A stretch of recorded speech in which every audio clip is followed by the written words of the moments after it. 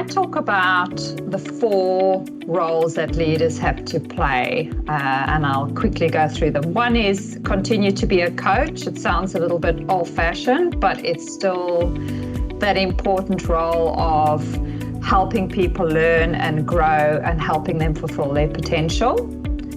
The other quality is really being a connector, so helping people connect to one another across silos, across boundaries, and obviously making those connections external to the organization so that you're tapping into the collective intellect. The other one is navigator. I think leaders need to steer people through a lot of ambiguity. They don't necessarily can always resolve ambiguity, but they can help people navigate through that and at least give people a clear sense of where the organization is headed. And the last one is catalyst. So in other words, using people's ideas and creativity to spark new ideas. In today's business world, I think the most important qualities is, the first one is assertiveness. The world is changing really fast and business leaders have to make decisions on the spot, and they just have to do the best that they can with the information that they have. People are looking for them for answers and to change and make decisions. So assertiveness is one of them. And definitely, I think authenticity. As much as it's everywhere in social media and everywhere else, people really want to follow people that they believe in and that they know that they walk the talk and they can align to their values and what they say they do. I think to be an effective leader, empathy is one of those things that usually comes up, but I think it extends more than just being empathetic. So, empathy is being able to understand, where someone's coming from or their point of view. But to be an effective leader, you need to go beyond that and also understand what motivates people, and what drives people and sort of where they're coming from. Because if you understand what motivates them and you understand the position that they're in or the situation, that sort of prompts them to make their point of view, it makes it easier for you to understand that person and convey your message back to them so that you can get their buy-in. I think being empathetic and understand what motivates people, being able to communicate in such a way so that you can get buy-in from people as well. And then I would also say that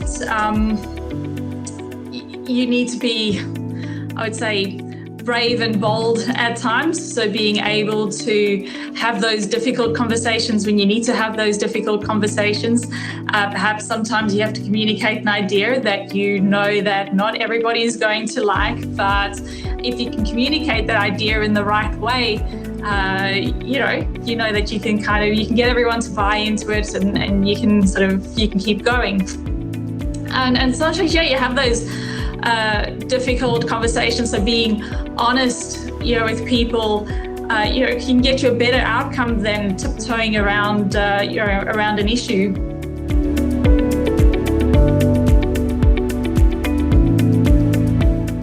It's less advice than an experience. I did some community work when I was a university student at a daycare centre in the townships in South Africa.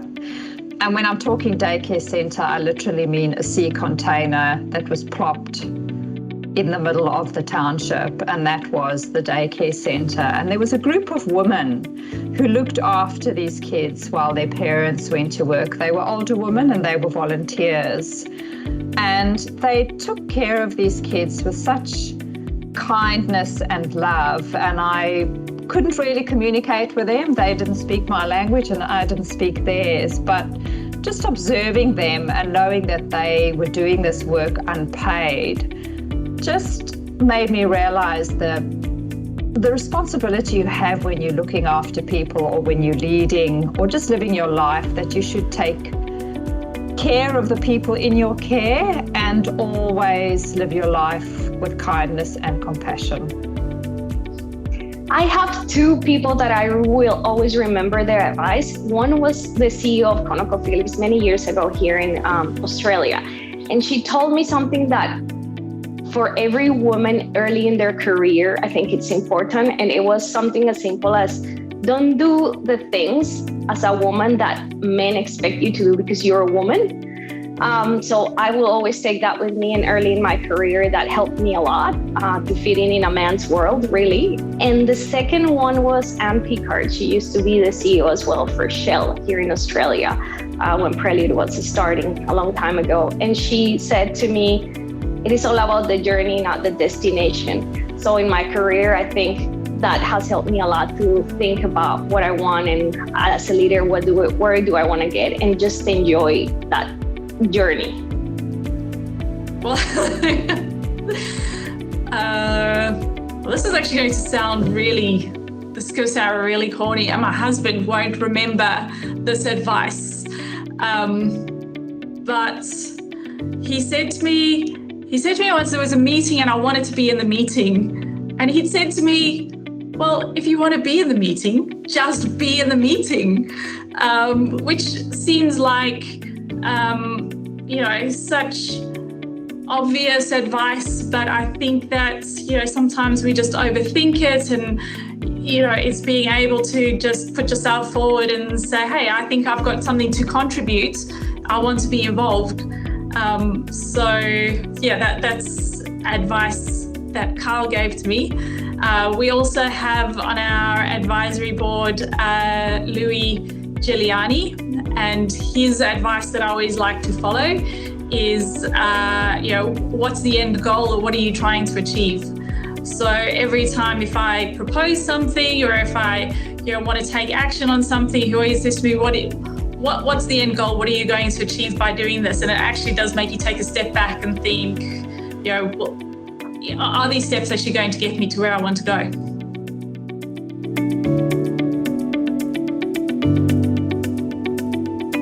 The one piece I think I would advise myself is just to meet people where they're at. I used to be in an awful hurry to move people along and to get them to change and to get them to come along on the change journey, and through a lot of pain and misunderstanding, and eventually through to clarity, I realized that people really have to be ready and have to want to change. So I think the really important part is just making the time and effort to meet people where they are at and truly step into their shoes and understand their perspective. So I'd tell my younger self to slow down and put myself in other people's shoes. I would give myself advice not to worry about everything.